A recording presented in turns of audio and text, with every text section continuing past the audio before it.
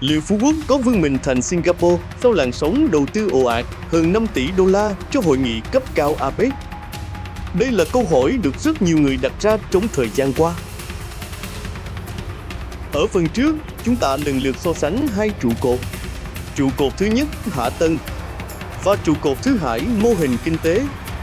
Bây giờ, chúng ta sẽ tiếp tục so sánh những trụ cột còn lại và bạn thật sự ngỡ ngàng khi biết được kết quả cuối cùng. Trụ cột thứ ba, con người. Đây lại là một bài toán khó hơn xây đường hay xây sân bay. Singapore có hàng triệu dân và một lực lượng lao động được đào tạo cho nền kinh tế quốc tế. Trong khi Phú Quốc có quy mô dân số nhỏ hơn rất nhiều. Khi lượng khách quốc tế tăng nhanh, câu hỏi sẽ không còn là có đủ phòng khách sạn hay không, mà sẽ là có đủ nhân lực chất lượng cao để phục vụ họ hay không. Một hòn đảo quốc tế cần hướng dẫn viên đa ngôn ngữ, nhân viên dịch vụ chuyên nghiệp, chuyên gia công nghệ, quản lý khách sạn, nhân lực y tế, nhân lực logistics, nhân lực tổ chức sự kiện, và cả một thế hệ doanh nghiệp địa phương có khả năng tham gia chuỗi giá trị quốc tế. Đây là thứ không thể xây dựng chỉ bằng vài năm đầu tư hạ tầng. Và đây mới là phép thử lớn nhất, môi trường. Hãy nhìn Phú Quốc từ vệ tinh. Điều làm hòn đảo này khác biệt không phải những tòa nhà, mà là màu xanh, rừng biển, bờ cát, những hệ sinh thái tự nhiên. Đó chính là tài sản mà Singapore không có ở cùng quy mô.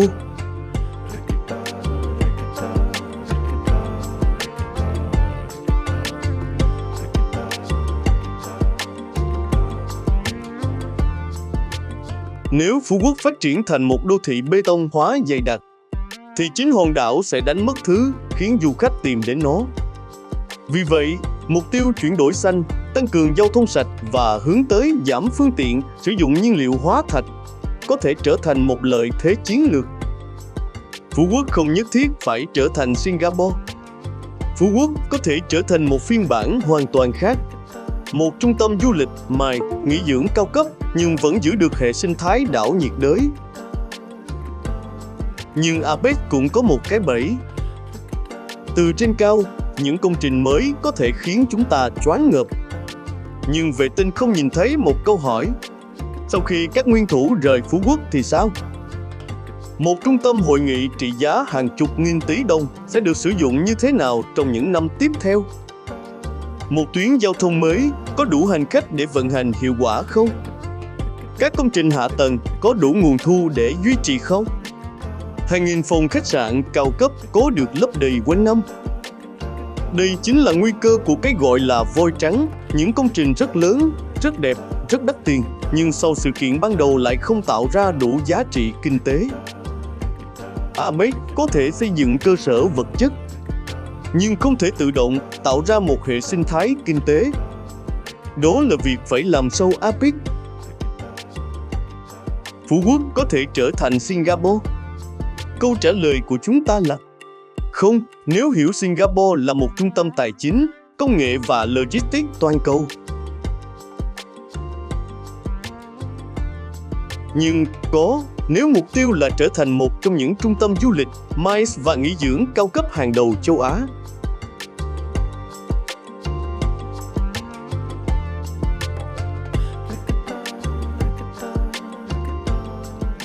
Thậm chí ở một số khía cạnh, Phú Quốc có lợi thế mà Singapore không thể có. Thiên nhiên nhiệt đới, biển đảo rộng lớn và không gian phát triển du lịch.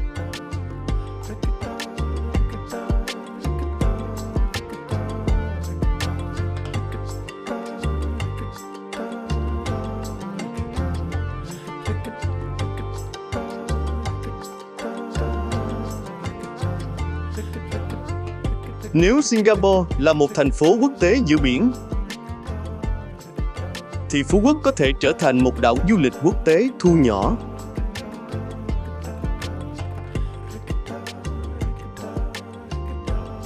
Và đây mới là phép so sánh công bằng. Không phải Phú Quốc bằng Singapore, mà là Phú Quốc học Singapore về hạ tầng, quản trị và chất lượng dịch vụ, đồng thời giữ lại thứ mà Singapore không thể sao chép. Thiên nhiên của một hòn đảo nhiệt đới.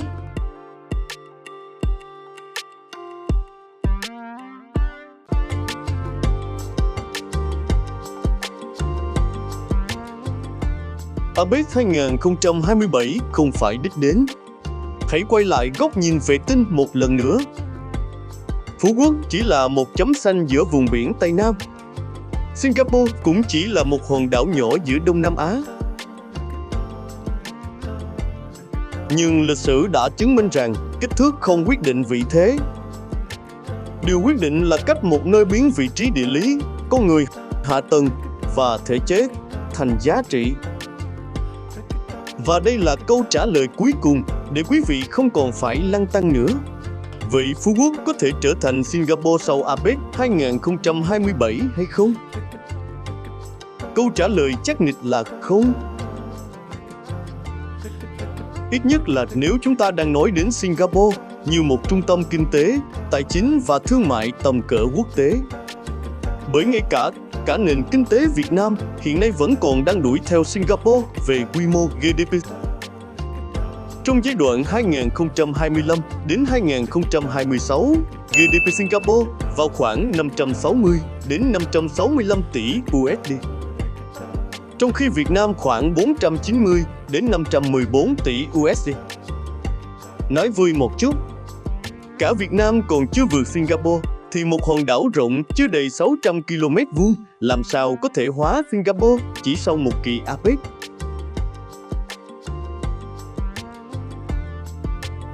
Nhưng nếu hiểu câu chuyện theo một cách khác, thì Phú Quốc hoàn toàn có thể trở thành một phiên bản rất khác của Singapore.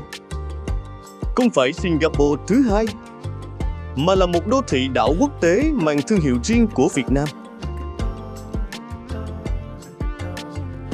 APEC 2027 có thể không biến Phú Quốc thành Singapore chỉ sau một đêm.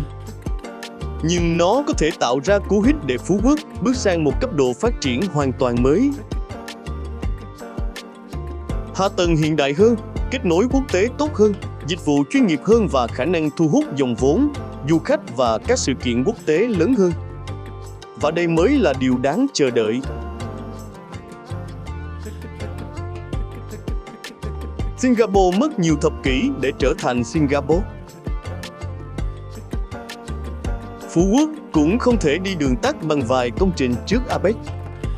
Nhưng nếu biết tận dụng APEC như một điểm khởi đầu, chứ không phải đích đến, thì 10 hay 20 năm sau, chúng ta có thể không gọi Phú Quốc là Singapore của Việt Nam nữa, mà sẽ gọi nó bằng một cái tên thú vị hơn.